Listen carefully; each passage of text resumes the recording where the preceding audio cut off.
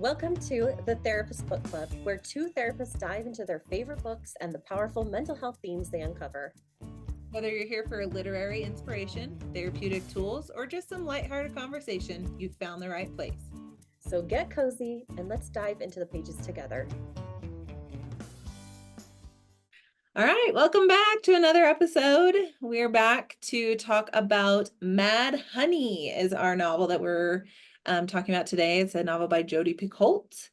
And she actually co-wrote it with another author, Jennifer Finney Boylan. Mm-hmm.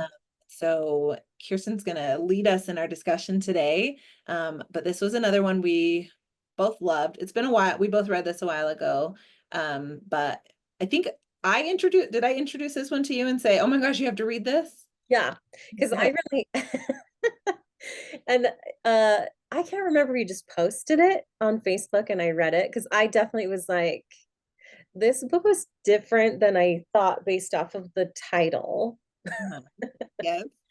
Because I was like, I thought this was going to be a book about like bees and honey, but it isn't. Maybe Mhm. there is a deeper like analogy at play that I'm not aware of with the author, but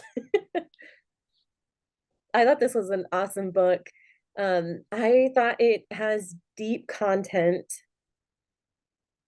Um, yeah, has some really great themes, has some deep thinking content, a lot of pain in this book.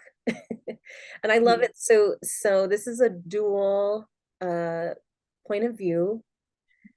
It kind of switches between Asher and the mom.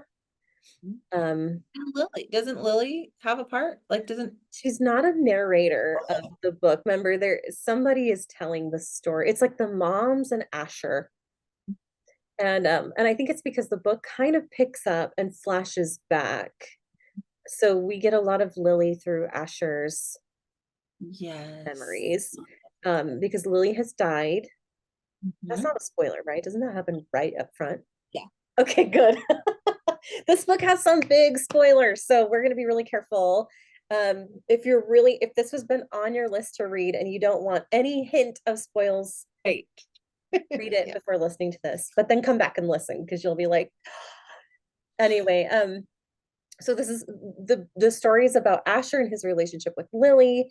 Asher's been he's on trial for most of the book, or Yeah. He's being accused. yep, they've accused, but he's on trial for killing Lily, as he was the last person that that saw, or they think that saw her alive.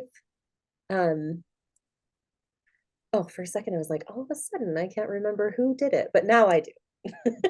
Because they really, you do not find out who does it till like the last pages of the book. And it does, yes, it takes you on a ride for sure. You think you know, and then you think you know again, and then you think you know again, and and then you're like, wait, what? they did a good job with keeping you on your toes. Yes. So we hear these lovely stories about Asher and his experience being on trial as, and he's 18 at this point, I believe. He's at least being tried as an adult. I can't remember if he is an adult or not, but as he's on trial, um, kind of his experience with that, his mom, Olivia's experience. We kind of go into her backstory, which includes her marriage with Asher's father, and they weave that into the storyline. And we hear a little bit about Lily's mom as well in there. And we hear a lot about Lily through other people's um, voice. And I think that's the tragedy of this story is we don't hear Lily's story from Lily. Yeah. That is kind of like, and I think when we get to the end, we're like, there are people who find themselves in, not find themselves, but are in similar situations as Lily in life. And they might feel similar, that they are not able to tell their own story in their own voice, um, for fear of how people might respond or safety issues or whatever. I do have Or to say, there are some people I know who share similar storyline with Lily that you find out at the end. And I did warn them that there could be some trigger warnings that I think could come with this book. I don't know how you give trigger warnings without giving it away. yeah. Well, I mean, there's abuse throughout this book, so that is one. I mean, there's a not necessarily abuse happening in the story, but like remembering Domestic violence, yeah, some memories of domestic domestic violence. violence, Yeah, yeah. so that could be triggering. Uh, Yes. I loved so there is beekeeping. there is. Oh, do you know what? Actually, I'm reading something that says beekeeping interspersed with the storyline is beekeeping that metaphorically mirror the character's experience. I missed it completely. There's a quote. I have a quote from the book about the bees and how. Okay. I'm like, maybe other readers are more intelligent than I am, and they might catch that. Um, one area of life that I'm working on is being an author. And so I go to lots of workshops where we talk about getting our messages across. And so I'm like, maybe that's a feedback I would have given as a critique partner, but like somehow I missed that. The theme wasn't as strong as they were hoping, maybe. Yes. Did you know that? Did you know it was meant to be the metaphor for like, yes, I'm like, I wonder if that is I um might have at the time because so this quote, I'll read the quote and it makes it a little more clear. So maybe when I was reading it at the time, it was a little more obvious, but it says, bees don't waste time. They go about their work with purpose, and when they die knowing that they've contributed to something bigger than themselves. And so they're drawing this parallel between the bees and the characters, who they find some healing after their loss, like they find the purpose in it, or they see something bigger than what was so terrible in the midst of it. yeah, I think it Which, could be stronger in the book as well. yeah. That I loved the tie. Even if I didn't catch the theme, I loved that like it was such like her beekeeping was like her purpose. yeah. She like, loved it and it came back. She came back to it as she after she left this toxic marriage that she was in, she came back to this. And Mhm. it was something she really bonded with her son with as well. Like it was something that kind of did together and And Lily. yeah, That's and Lily too. yeah. I loved the beekeeping moments actually. So I did, I mean, I get that, right? I got that portion of the beekeeping moments where her moments with her son, I guess I can see some of it like there's a point where there's vandalism with the honey and I do see that playing through of yeah, I mean this book is full of the themes of like identity, family, love, abuse, and fear of judgment. And so I guess we do see that play out with the honey, and we see that play out with Olivia and her relationship in the book with the I can't think of his name now. He's the police officer, the police chief. Yeah. But as they kind of grow their relationship, you know, she's very fearful of judgment by him. She's very fearful of um, Wasn't it a pretty small town? small town. Yeah, it's her hometown that she grew up in. And she was fearful of how people would view her or see her with her son on trial. I think she was also fearful of viewing her son as a murderer. Oh, yeah. And so you really see fear in this, right? Like I think gender was a big theme in this story. I was thinking Asher kind of I remember when he's in the courtroom scenes, he's like, I don't want to cry. Crying is weakness. And I was thinking that is so interesting. The authors are talking about it in a way of like crying is weakness and it's going to show the jury that I did it, right? I was just thinking like, man, is that you know, I watch way too much court TV and the women always cry, Yeah. whether they did it or not. Yes. I'm like, think about how Asher probably has been socialized by even probably not even his mom. Yeah. By socialized like crying is weakness. Like, I don't know, you just always hear that uh from men. You don't hear it as much in the therapy office from like from women. That But is a then you hear the other generalization. criticism. You hear the other criticism on the women's side of like women are just crying to manipulate and that they're getting what they want by crying. Hmm. But I don't think that's fair either. Like I Yeah, may just be overwhelmed and dysregulated to the point where I can't hold this whatever emotion in anymore and it's right. coming out of tears. I'm not trying to manipulate you or When did we get so bossy about crying? Like for I, reals? Like I know. Why does it have to mean so much? I know. I'm like, we just cry. Like if I eat something hot, I cry. I don't even try to. Like it just comes out? Well, I'm also drawn to this idea of like what Olivia had to, like what persona she had to put on throughout the trial as well, of like the strong mother.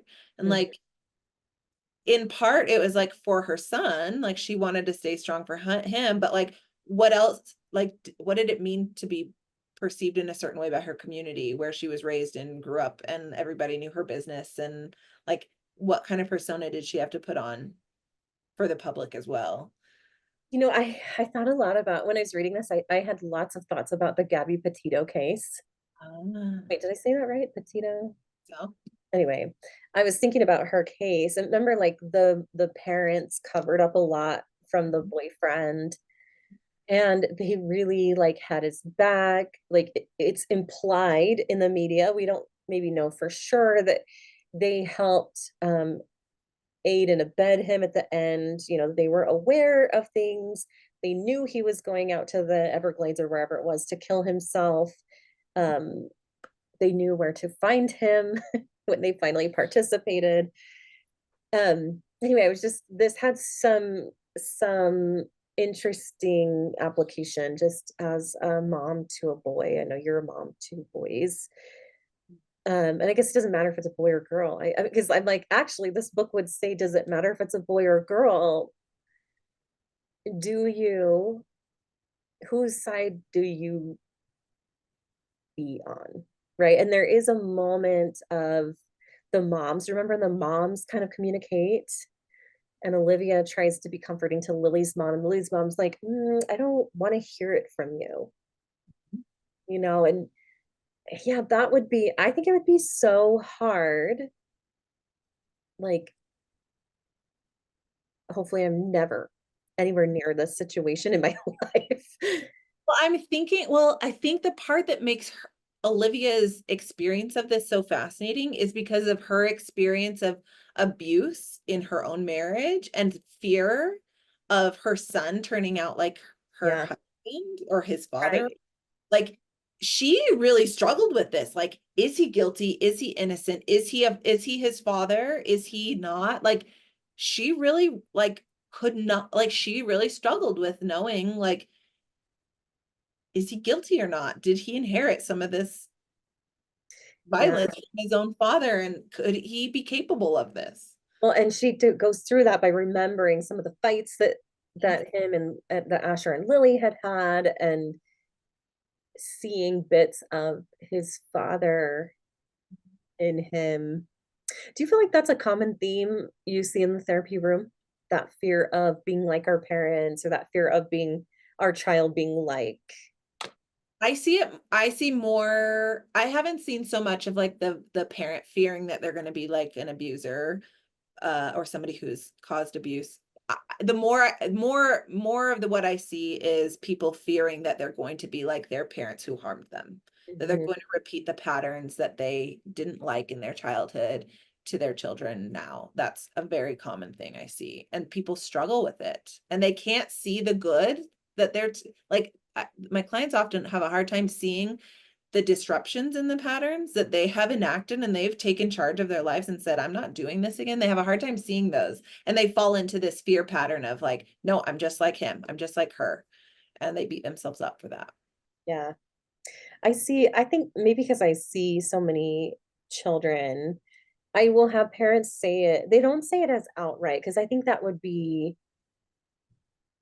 that'd be hard to say that outright about your kids, but or that they might be fearful if there has been abuse in the marriage, when their child might be acting out in like a very normal, like we Oh, all get angry kind of way, it does feel triggering. Like, oh, they looked just like their dad or their mom in that moment. And I do hear that feedback at times. And I wonder if, I don't think Olivia ever says that explicitly, but I wonder if she had that experience that like, does Asher, I can't remember if they talk about, does Asher look like his dad? yeah. I So don't know. when he would be angry, does it, like, is it triggering a flashback of when dad stood in that posture and said those words, which could be and so what happens sometimes I think is with the re-experiencing is people will say words that are sound kind of innocuous, like, oh, I hate you. And I'm like, I don't, people say those words, Yeah. right? It's not just bad people say those words. Like your children can say those words, not just the bad ones. It's all children could say that, right? And so those words can be innocuous unless you have a memory that it triggers that reminds you of a time that your spouse said, I hate you and abused you or something, Or not even said the words word for word, verbatim. It's like whatever feeling you had when your spouse, for example, harms you, and it feels like they hate you, and then you hear someone else say the words "I hate you," that can bring up the same rush of emotion. Absolutely. So it might not even be the same like phrase or same action. Like it could just be something that triggers the response, the feeling you had at the time. Yeah, absolutely. I'm thinking too of my own experiences as a mother, though. Like, I have emotion dysregulation, as every human does. And so sometimes I get frustrated and mad, and I react in a certain way at home. And then I see it in my kids, and they're like yelling at their sibling. And I'm like, that was me. They copied me.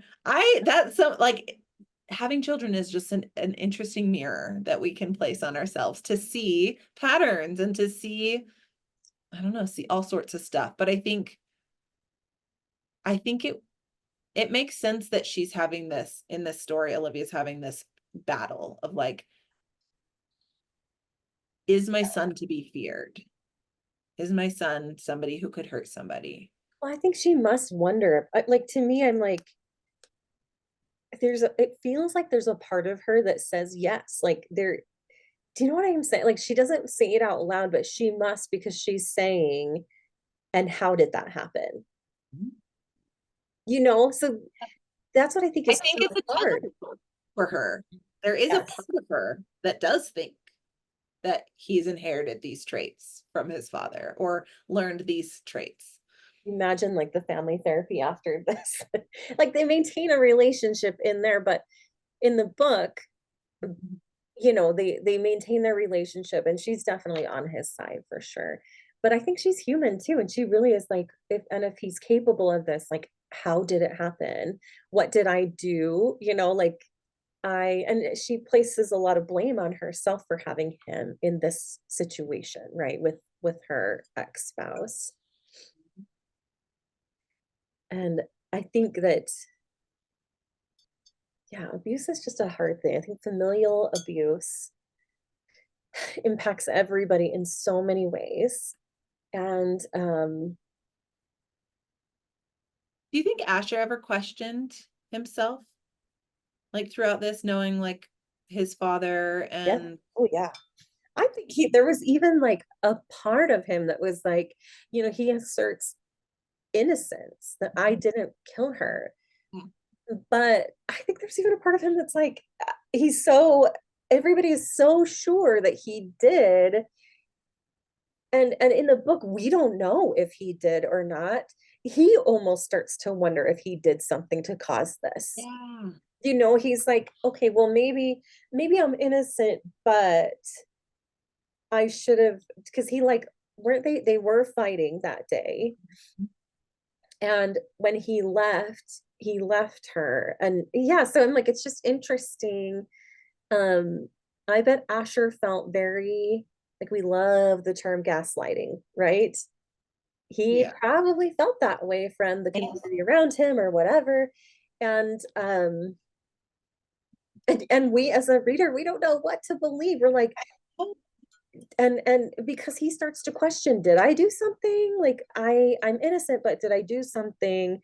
And then you're like, wait, so did he? Is he the I don't know. And then we circle back to that later and later and later. And it's I think the story is so and the story is so it's all about unlocking those Pandora boxes of secrets in the family. Yes. And So I many secrets in all yes, the characters. but don't you think that's so true? I was just thinking about like secrets in my family. Yes. And how many of them am I going to pass down? You I know? can't tell you how many times I talk with clients about my clients being the secret keepers of the family especially when it comes to abuse. Like, so many times they feel the responsibility to keep the secrets, to keep the family secrets. And unfortunately, when you keep secrets, the secrets often perpetuate and they continue. Um, but that's a big theme I have in my sessions with clients, is this idea of secret keeping. And like, kids are often the secret keepers of things. I think Asher was for sure. I was thinking about how much he tried to have that relationship with his father. Even like, wait, was it his dad or was it Lily's? Now I can't remember that they went to visit.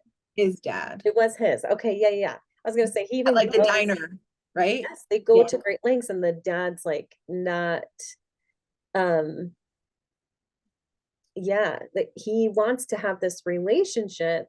And in order to have a relationship, he has to keep the secret. Yeah. Lily, Lily was kind of the only one who wasn't about secrets. In some ways. Some ways. Yeah, Yeah. some ways. I was just thinking about that though too, because I'm like, so when you think about generations, right? You're like, how true am I gonna tell my story? Like, in memoirs, like you think a really fantastic experience of that is Prince Harry's memoir. I don't know which of it is true, but this is true to him. Or what he's willing to say. Yes, this and yeah, this is at least his experience that he's sharing with us. And I'm like, I wonder how authentic he felt like he could be. It's such a balance to be authentic to myself. And like I think Asher had that with his dad. Like, how do I be authentic to myself and my experience of loving my dad? you know, and how much do I tell the truth of what happened? Yeah. And that's a fine balance, I think, right? Like, I think even yeah, it's hard to be authentic and keep secrets. Well, I'm trying to think through, like, what is the like, why do people keep secrets? Like, why do we keep them? Probably for a variety of reasons, but like in this example in Asher, I feel like Asher's secret was that he was like going to see his dad without his mom knowing. That was the secret he was keeping from his mom. But why? Why was it a secret? Was he ashamed? Did he not want to hurt his mom? Maybe it's layered. Maybe it was all of the above, but like, was it to preserve some sort of relationship with his mom? I don't know. I think there's always a purpose in our secrets. Like, we Mm. keep them for a reason. We think they're We're going to help us. protective a lot of Yeah. times, right? But we would say it's healthier to be authentic. Mhm. So what do you do with that? Oh. Yeah. I don't know. This book, what would you say? What was like the biggest, not the spoiler parts, but like what's the biggest takeaway from this book, do you feel like? Um, I, I think kind of going on that theme of secrets, I do think authenticity is better and truth is better in the long run. And like, you can get buried in secrets and buried in lies. And um if you can rip the band-aid off to tell the truth, it's going to be more freeing than if you keep covering up everything with lies. Yeah. I mean, we're still talking around some big spoilers, so but needless to say, in this book, gender is really put under a microscope. Mhm. And you're hearing the story of three women and one boy, one teenage boy. And I was just thinking about how fear of discrimination and judgment around gender is a thing still. Like, why do we keep secrets? Yeah, I mean, maybe there's a lot of like fear of judgment and um Harm, potential harm. Like yeah. if you tell the truth, will you be hurt? And so with gender, I think gender's under fire right now, right? Of like who's right, who's wrong. We're fighting All both the sides. TikTok battles of gender. Yeah, and what I always just think about, like, and what's that message to people who might be fluid in their gender? Um, like sex identification and gender identification can be different for people. Um, there is nuances to gender. I'm thinking of like terms like tomboy, Hmm. you know. Um, there are those, yeah, and there are some people who believe that there is rigid gender norms. Um, yeah. How do you approach that in your practice? I kind of like what we talked about in our last episode about like treating the individual. Like each person that I see is so unique in themselves, like in their experiences, in the way that they're living their lives, in their religion, in their political beliefs. Every person is so unique. And Mhm. gender can be one of those ways in which somebody comes to my office and is unique in a way. And so I kind of I think it just goes back to treating the individual and like what are their needs? Is this a theme in is this something in their life that needs attention, or are they solid in it, or are they comfortable? Like, And oh, isn't my place? yeah, I'm not going to make it a theme in our office if it's not a theme in your life that you want to discuss. Like it's going to be left on your terms to make sure that like if this is something that is impacting you in some way, let's talk about it.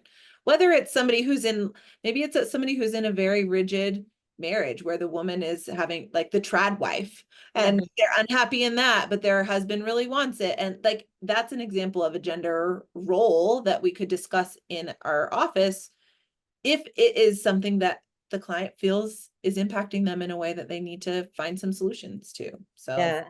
I love to define it. I think it's important to define that sex is assigned at birth. mhm. It's like the biological marker or whatever. Um, for people whose gender aligns with their sex at birth, we might use the term cisgender.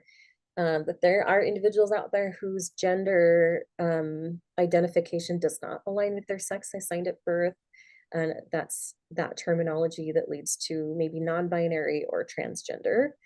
Um, and some of my clients who maybe are non-binary or transgender, they're great. We Yeah. don't need to talk about their gender experience because um, maybe they're not here for that. I think it's in Utah, we have interesting um, laws and beliefs around that. Um, there's some things that are happening now that I think in Utah they're starting to have you're required to have certain certifications and training to work with our clients that are transitioning gender, and I think that's great. I think Mhm. it's great to provide adequate access to the care for people who have the training, um, because I was just thinking about conversion therapy. Like we had to create a law outlawing conversion therapy here in Utah. even though we know it has such poor outcomes and the rate of suicide is really high with conversion therapy, it can be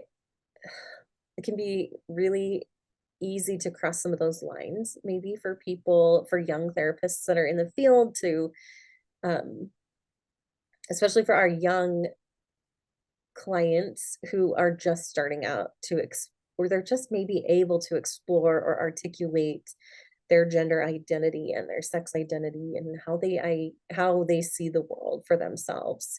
Um, I think it gets tricky when you're working with parents.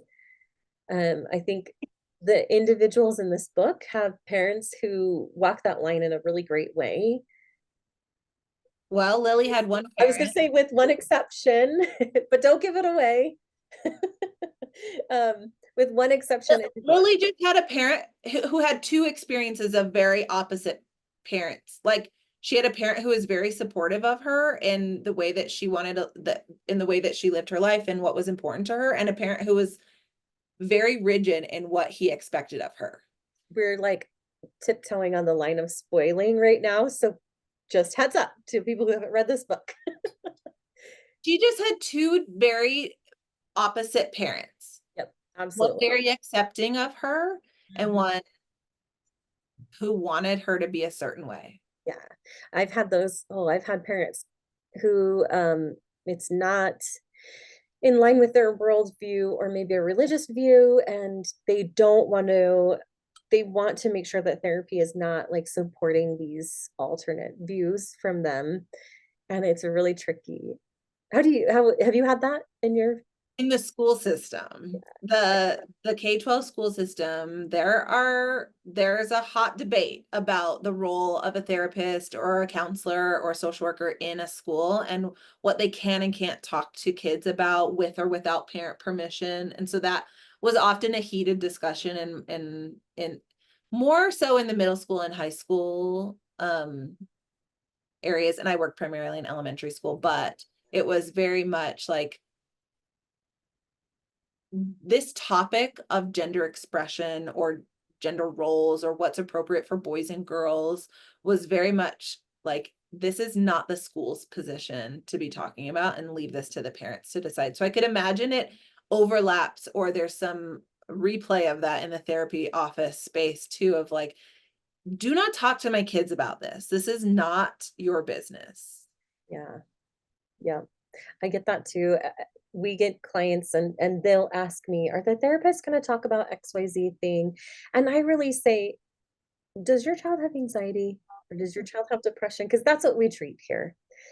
And yeah, our doors are open. Like to me, it's my the therapists that work with me, we all agree that like it's like a basic human right that everybody deserves access to competent care. And our role is to help people who have mood disorders or, that need our care.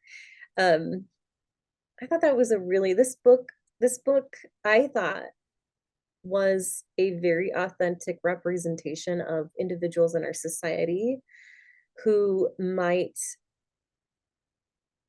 uh might have similar experiences to some of these. Like you do have the parent who is not supportive, you have a parent who is supportive, you have individuals not questioning, but maybe like, I don't want to call it alternative, but maybe they're alternative from how the mainstream sees them, because it's not alternative for them, it just is authentic to themselves. Um, yeah, I thought it was just a really great, it felt very in your face, which I think is great. They didn't shy away from these themes. And I have a feeling individuals in the LGBTQ plus community might feel represented in a way, Yeah. like in a more authentic way than maybe other books. I can't speak I for want to say something, but it will be a spoiler.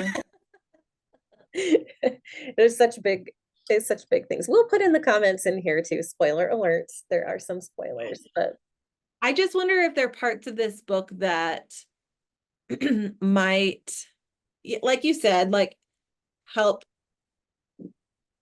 people feel seen and understood in a way, but also I wonder if there's any part of it that might elicit more fear or more. Yes, I had that. That is why I called up some of my friends that I know, and I was like, be really careful reading this book because there is some violence against certain populations in the book, Yeah. and I'm fearful of what that might feel like for you to read this. Yeah. So yeah, I think there is. That's what I'm like. This book should have a content warning to in certain individuals, but I don't know how you would do that without giving it all away, right? Yeah. Yeah.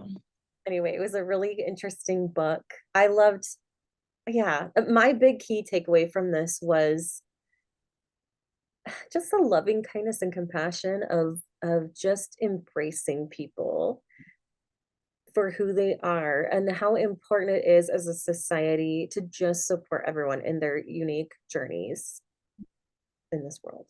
One of my favorite things that I learned, I think as a newbie therapist, or maybe in the school, I don't remember where I picked this phrase up, but this idea of giving unconditional positive regard. And like, I think that's one of our major roles as therapists, is to see our clients with positive, in as much loving kindness as we can, to see all of their gifts and their strengths and their beauties, Yeah. and like reflect it back to them, like to show them how beautiful and wonderful and amazing they are. And like, even if they're making choices that aren't great or we think are maladaptive or harmful, like they have beauty in them. Yeah, for sure. So let's end today with our rating. How would you rate this book? 1 to 5. I think I gave it a 5 on my Goodreads when I read it, because I think for the shock factor at the end, because I was truly, truly thrown off at the end. Yeah, I think I gave it a 5 on my Goodreads. What I'm about gonna you? give it a 4.5, but only because I was left with like, where's the bees and the honey? What does this have to do with anything? And we'll just leave it at that for today. Bye. See you next time. Thanks for joining us on the Therapist Book Club. We hope today's conversation inspired you to explore new stories and perspectives. Don't forget to follow us for more episodes, share your favorite books with us, and join the conversation on how books and mental health connect on our social media channels. Until next time, keep reading, keep growing, and remember, your story matters.